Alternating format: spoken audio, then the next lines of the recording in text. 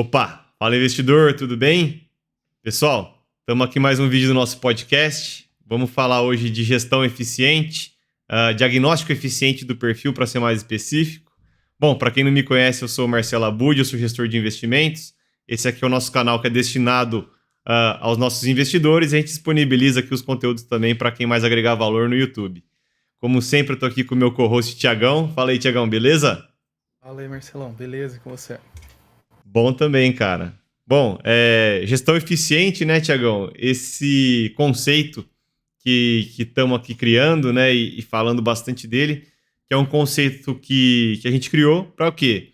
Para que os nossos investidores consigam entender um pouco melhor do que é feito, né, e em que áreas que a gente agrega valor para ele durante o processo de gestão, né?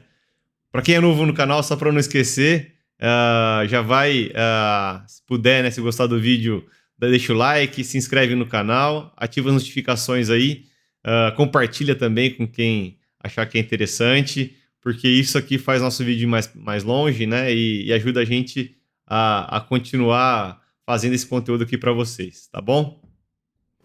E aí, Tiagão? Diagnóstico eficiente de perfil. Eu acho que é um assunto importante, né? A gente, no último vídeo, a gente abordou os pilares, né, nessa questão da gestão eficiente, né, Marcelão? A gente falou que hoje ia se aprofundar um pouco mais falando sobre os perfis, né, das pessoas e a importância deles. E eu acho que seria legal a gente entender primeiro, né, o porquê que é importante o perfil, né, do investidor, né? O que que isso muda, né, na gestão. E como que a gente faz isso, né? Como que a gente identifica isso, né? Sim. Tiagão, vamos lá. Diagnóstico eficiente de perfil. Então, eu vou começar aqui falando o que é, né, o diagnóstico do perfil, rapidinho. O diagnóstico é a parte da gestão, né, é a parte de planejamento, né, então é o começo da gestão, onde a gente acessa as informações que são relevantes para a gente, do nosso cliente investidor, são relevantes para a gente conseguir modelar uma carteira personalizada para ele, né? Então, assim, é nesse diagnóstico que a gente acessa os objetivos dessa pessoa com os investimentos, o momento financeiro dela, né?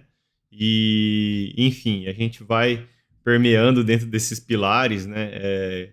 Na verdade, esse perfil, ele é composto pela capacidade, né? De tomar risco da pessoa e pela disposição de tomar risco. Então, a gente vai acessando esses pilares e, por meio de entrevistas, né, que a gente vai fazendo com o cliente, a gente modela esse perfil junto com o cliente, né, que é a base, de novo, do nosso serviço.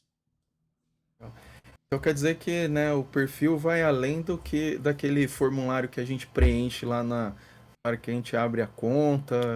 É bem mais amplo do que aquilo lá, né, Marcelo? Tiagão, deveria sim ir, né? A gente sabe que nem em todos os casos, em todos os serviços, isso é feito, né? É óbvio que as corretoras, elas fazem esses formulários, eles chamam formulário de suitability, né? Que basicamente é o que cabe você colocar dentro, né? O que é adequado para aquele investidor você ter na carteira dele. Então, assim, obviamente, essas corretoras elas tentam evoluir com o formulário, né? Mas ele não é o bastante, né? Para você conseguir compreender a pessoa como um todo, né? É difícil uma máquina, tá? Um algoritmo ler uma pessoa, né, o Thiago? Por isso que o papel do gestor aí, ele é fundamental nesse momento, que é, além dos formulários, né, do perfil que sai do formulário, a gente tem um pequeno formulário aqui também, né, já adiantando, que ele é mais operacional, a fim de formalizar algumas informações por causa de compliance, mas, assim, o que vale realmente, né, nesse processo é a entrevista, porque é nessa entrevista que a gente consegue, com empatia, conhecer de fato, né, o perfil do investidor. Então é diferente de eu pegar um formulário, Thiago, só um exemplo prático, né? E ver lá que a pessoa tem um filho ou dois filhos, do que eu entrar para bater um papo aqui numa entrevista de diagnóstico e o investidor me contar do filho dele, como é que foi, que foi doloroso aí, se doeu a parte financeira, se não doeu, como que ele se estabilizou. Então, assim, quais os pesadelos que ele teve, né, nesse momento. Então, a gente tenta acessar como um todo, né, o quão importante foi esse evento para ele, né? Então, isso não tem como quantificar, né, Thiago? É se envolver mais aí, né, Marcelo, com os clientes, né? Eu acho que é onde está a maior diferença, talvez, aí do serviço aí que a gente presta, né? Aí quando a gente fala de eficiência, entra nisso, porque imagina uma gestora, né? Às vezes, né, os caras, ou então uma corretora aí que seja, o cara ele vai fazer isso com os clientes, às vezes não tem braço, né, para atender todo mundo aí, né? Eu acho que essa aproximação aí com o investidor, entender os medos, os anseios aí, eles faz toda a diferença aí, né? Cara, com certeza, ô Tiagão. De novo, o que eu falei, né? Acho que a palavra é empatia, né? Então, você não consegue entender de fato o que é a disposição de risco da pessoa. Até a gente vai entrar nisso aí, né, Tiagão? Eu acho que daí tem até um jogo, né, nessa disposição, né, porque o cliente às vezes tá muito eufórico com o mercado, tá muito otimista, né? E o gestor ele tem que saber ler, né, isso. Então, são diversas peculiaridades, né, que um formulário não pega, né? Então, até passando aí para frente, Tiagão, não sei se você tem mais alguma coisa para falar de formulário, mas é porque é bem simples, né? É um algoritmo versus uma pessoa. Então, é como se você for atendido por um médico, ele fala assim, ó, responde esse formulário aqui que eu falo que você tem, que você precisa tomar, e ou você conversar diretamente com o médico, ele fazer entrevistas, e nessa entrevista os assuntos evoluem, né, Tiago? A gente consegue ver os pontos de atenção ali e conseguir explorar eles. Certeza. Então, obviamente, a, a entrevista, né, por mais que hoje existem as consultas online, né, Tiago? Eu acho que você não está respondendo para o algoritmo, né? Ela é online, mas tem uma pessoa do outro lado lá. Eu acho que é isso que conta. Certeza. Mas pode avançar, Marcelo. Acho que essa parte aí do formulário aí, da entrevista, tá bem explanado aí. Não, legal, Tiagão. Então, assim, esse é o como, né? A gente faz aqui. Agora tem alguns pontos de atenção, né, Tiago? Isso já é interessante. Por que que a gente fala assim, diagnóstico eficiente do perfil? Quer dizer que é só você fazer uma entrevista, entender os pontos chaves ali, então dessa maneira você já consegue criar uma carteira eficiente? Olha, sim e não, tá, Thiago? Porque, na verdade, se eu pegar de começo, e eu falo muito isso para meus investidores, né? Principalmente para os investidores que não são conservadores, tá, Thiago? Para os conservadores, eu acho que a regra vale, tá? Mas pensa assim, eu tenho certeza que o cliente tem um perfil X, mas o perfil X é moderado arrojado, tá? Entre moderado e arrojado. E são já carteiras que têm uma certa volatilidade.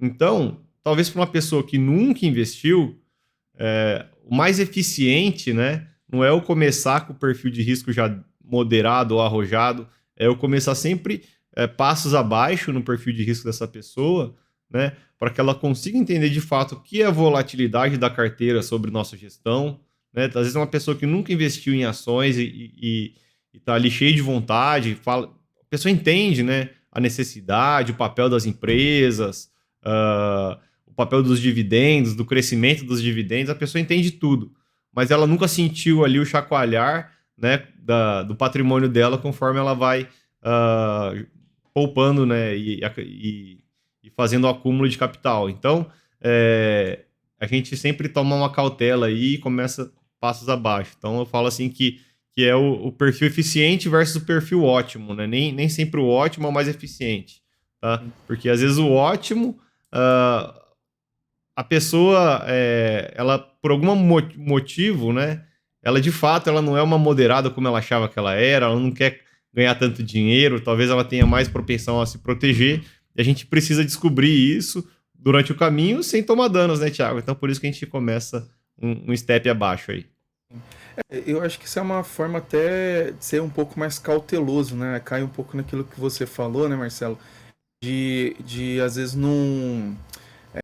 assim, não comprar a empolgação, né, do investidor, né? Porque Sim, como a gente disse aqui, né, é uma conversa, é um relacionamento que vai se desenvolvendo, a gente vai conhecendo melhor ali o investidor. Então, acho que realmente começar um pouco mais conservador aí, independente, né, da gente olhar ali a pessoa e ver que ela tem um perfil mais arrojado, eu acho que é prudente, né, para os dois lados, né, eu diria. sim, sim, com certeza, ô Tiagão. E o que eu falo pra você, tá, Tiagão? É um movimento natural, talvez, que a pessoa ela comece os investimentos mais com perfil mais moderado, arrojado, né? Mas pessoas jovens ali de 30 anos gostam de pular de paraquedas, esporte radical, surfar, andar de skate. Cada um tem um hobby, né, Tiagão? Sim. Mas e daí o perfil dela acaba ficando muito ligado ao perfil de investimentos também. Então, o que eu quero dizer é que quanto mais velha essa pessoa vai ficando, quanto mais patrimônio ela acumula, conforme pô, ela ganha um bônus, vende um pedaço da empresa, tem uma herança, e essas coisas vão aumentando de forma significativa o patrimônio dela, que já fazem ela querer falar, pô, não, já tenho dinheiro bastante agora, eu não quero correr tanto risco, né? Ou, por exemplo, ela tem um filho, né, como a gente já citou aqui do filho, eu acho que é muito importante. A pessoa era solteira, agora é casada e tem filho, ou é casada e querendo ter filhos, né? Então, já é um movimento natural, o perfil fica mais conservador. Então, o gestor, né, de forma eficiente, ele já lê isso e já antecipa esse movimento. Então, começando um pouco mais devagar, tá, Tiagão? Legal. Excelente. Isso é importante, viu, cara? E isso eu falo que é para você que é uma das coisas mais importantes que eu aprendi aqui na gestão, porque livro nenhum ensina, tá? Os livros ensinam o perfil ótimo, né? Uhum. Não você gerir o perfil de forma eficiente, tá? Então, a academia não ensina tudo e tem coisas que a gente aprende na prática, tá? Então, graças a Deus a gente aprendeu rápido, Tiagão. Ah, com certeza.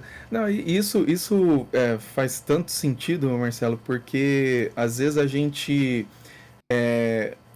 pega, né, e tá numa situação assim, né? Até ontem eu tava conversando com um professor, ele tava falando sobre a questão dos desafios que tem nas aulas EAD, né, nas aulas à Uhum, distância. Que ele falou que na hora que a pessoa faz a matrícula lá, na matrícula tem um questionário, né? E eles perguntam qual que é a disponibilidade dessa pessoa de estudar durante a semana. Aí a pessoa coloca lá, pô, tem disponibilidade de estudar 5 dias na semana, 3 horas por dia e assim vai. E ele vê que, cara, tem gente que acaba chegando no final dos cursos cara, o cara só entra na plataforma para basicamente fazer as provas, né? Então, eu acho que, né, infelizmente, né, posso assim dizer, o ser humano tem essa tendência de ali no começo ter essa empolgação, pô, vou fazer, vou dedicar tudo, vou investir, eu vou aportar todo mês e é isso aí, mas no dia a dia ali, né, dizer assim, na vida real, o negócio é um pouquinho diferente, né? Na vida real a gente tem o quê? Surpresas, né, Tiagão? Tentações aí também. A gente sabe que o capital, o dinheiro, né, ele tem um papel importante na vida das pessoas e, inclusive, um papel de solucionar problemas que essas surpresas podem trazer, né? Então, dinheiro não traz felicidade, mas soluciona problema, né, Tiagão? E Ah, solucionar problema dá uma felicidade danada. com certeza. Oi, Tiagão. Então, assim, cara, tem que tomar muito cuidado realmente na leitura do perfil, né? Você falou aí, eu falei, puta, eu acho que eu já fui um desses aí que fui fazer algum curso online aí, coloquei que minha disponibilidade era muito maior do que eu de fato me empenhei, né? Não tô fora disso não, Marcelo.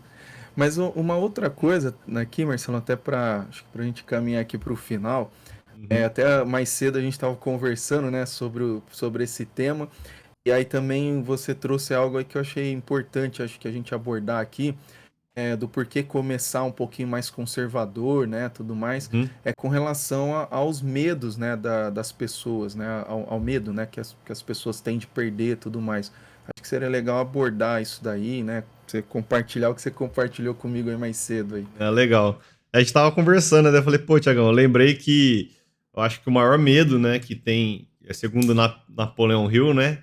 Uhum. Acho que agora eu esqueci o nome do livro, deixa eu até pegar. Eu não posso pegar aqui, senão sai a tela aqui, Tiagão. Eu vejo aqui, eu vejo. É, mas acho que é. Ah, depois a gente lembra. Tem o nome do livro. Pense ah, e fique rico. Pense e fique rico, é isso. Então ele fala ali que o maior medo da humanidade é ficar pobre, né, Tiagão? E assim, e tá junto com outros medos ali, medo de adoecer, medo de morrer, medo de falar em público, tá? Então, sabendo disso, né, Tiagão, e até falando, trazendo um fato próximo agora aqui da nossa gestão, que a gente teve o quê? Bolsa lá fora caindo, né? Bastante, que estava no pico histórico, né? Bolsa aqui, posições aqui caindo também, com ruídos políticos, fazendo com que até a renda fixa indexada caísse. Então a gente teve o quê? Carteiras, Tiagão, moderadas, arrojadas, ficaram de lado aí por um ano, né? Enquanto o DI andou 10%, por exemplo, nos últimos 12 meses, mais ou menos. Então, assim, quando a gente vai casar tudo isso, né, a gente vê na cara, assim, né, entre aspas, do cliente, que ele preferia ter, de fato, ganhado ali os 10% do que ficado de lado, né? Então, a gente tem que entender que existe esse medo, que existe o quê? Isso nos investimentos a gente chama de viés da perda, tá, Tiagão? Viés cognitivo. Todo viés cognitivo ele te atrapalha nos investimentos. E esse viés da perda ele fala o quê? Que perder dinheiro dói mais do que o prazer de ganhar. Então, se ficar muito esperto, tá, com o perfil do investidor. Às vezes ele é um investidor ali que está super arrojado enquanto a bolsa está subindo, mas nas primeiras quedas ali o perfil dele muda totalmente. Então, por isso que a gente tem que começar mais conservador desde o começo. Um pouco disso. Excelente, isso é uma verdade mesmo. A gente às vezes se preocupa quando. É porque assim, né? A gente aquela história do avião, né? O avião ele só é lembrado quando cai, né? E aí Uhum. agora ninguém fica lembrando o voo que deu certo, né? Então acho que realmente aí para nossa vida financeira aí, né? Na parte de investimentos, isso conta bastante aí, né? Com certeza, Tiagão. Agora lembrei do caso da Americanas aí que o pessoal vai lembrar por bastante tempo, com certeza. Sim, com certeza. Principalmente quem tava comprado lá. Principalmente quem não era nosso cliente, né, Tiagão? É isso Exatamente. aí. Eu, eu ia, Tiagão, eu ia rapidinho, eu ia pegar, cara, eu tava pegando uns prints de pessoas que no começo do ano indicaram o recomendaram. varejista, recomendaram o Uhum. varejista nas carteiras para 2023. Mas deixa quieto. Melhor não se envolver, Tiagão. Vamos tocar o É, nosso aqui. E, isso aí. Tiagão, então, de novo, esse é o conceito que a gente está criando aí, cara, de gestão eficiente. É um conceito que ele é mais para as pessoas entenderem, né? E se educarem aí em como. Até pessoas que não são nossos investidores, né, Tiagão? Então, como que eu posso gerir de maneira eficiente nossos investimentos? Hoje a gente falou de diagnóstico eficiente de perfil. A gente vai falar então de diversificação eficiente, eficiência tributária, eficiência operacional e seleção de ativos eficientes, tá? Então, esses são 5 pilares que a gente vai abordar nesse conceito. E esse, de novo, é um conceito que a gente está criando aqui. Se eu ouvir falar por aí, a gente está trazendo, na verdade, até falo como é que eu criei ele, tá, Tiagão? Isso aqui é interessante. É só uma pílula aí no final, Tiagão. Na engenharia, tá? Na manutenção, tem uma fórmula, um indicador que é o OEE, né? Que é o Overall Equipment Efficiency, ou seja, eficiência geral dos equipamentos. E nessa fórmula, ele coloca ali qualidade, retrabalho, tempo de manutenção, né? Então, entram diversos pilares para falar o que é de fato a eficiência de um equipamento, né? Não adianta ele produzir 1.000 peças, o outro está produzindo 800, mas 800 certas, você está produzindo 1.000 com defeito, né? Então, é um pouco disso. Então, a gente falou, pô, vamos dividir, então, o que é uma gestão eficiente em pilares também, para os nossos investidores conseguirem entender esse conceito, trazer esse conceito até para outras áreas da vida, né, Tiagão? Então, pode gerir aí tua empresa com esse conceito, com certeza funciona para diversos âmbitos, tá bom? Excelente.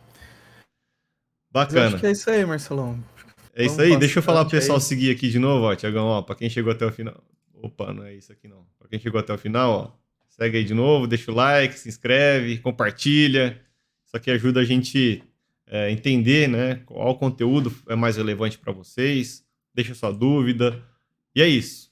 Para quem chegou até o final, muito obrigado. Aí. Beleza, Tiagão? Beleza, Marcelão. Um abraço, pessoal. Tchau, tchau.